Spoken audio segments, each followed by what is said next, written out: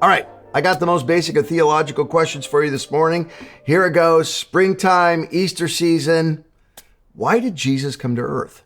What was his real purpose? This is Paul's goal when he actually addresses the church in Corinth, this infantile, immature, far culturally from the Old Testament church of Corinth. He writes this powerful chapter 15, great chapter for you to read in preparation for Easter, by the way.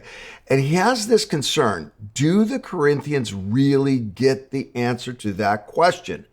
Why did Jesus come to earth? Here's what he writes. Now, brothers and sisters, I want to remind you of the gospel I preached to you, which you received and on which you have taken your stand. By this gospel, you are saved, if you hold firmly to the word I preached to you. Otherwise, you have believed in vain. Why did Jesus come to this earth? Well, sometimes we slip into this error, and I think it's the error that the Corinthians are dealing with.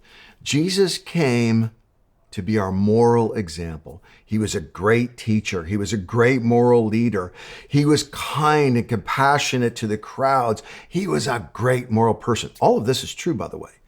But if you listen to the words of Jesus himself, it's not his main aim. It's not his main mission. It's not his main goal. Jesus said, I came not to abolish the law. I came to be the fulfillment of the law.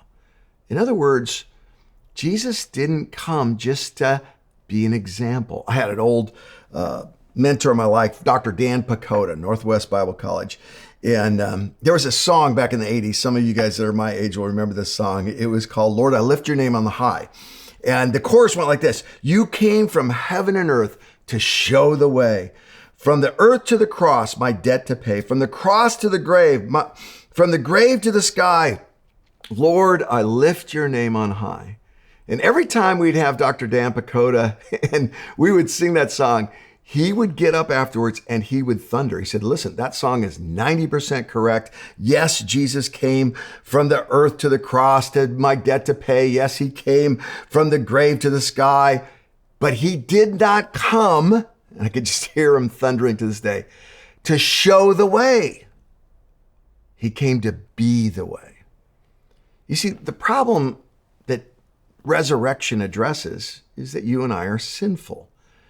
And if we don't deal with this problem, the fact that we introduce injustice into the world, we don't honor our parents when we should, we don't tell the whole truth when we should, we take things that are not ours, we push others down, we disrespect, we disregard, each one of us, introduces injustice into the world.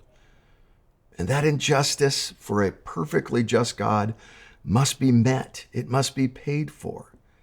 Yes, Jesus is a great moral example. Yes, absolutely. But his chief aim was to come and pay for the injustice that is mine and yours. He came not just to show us the way, but to be that sacrifice that gives us righteousness, that imparts to us his right standing before God. This Easter season, I just hope you'll afresh and new understand what Jesus did for you. He died in your place and mine.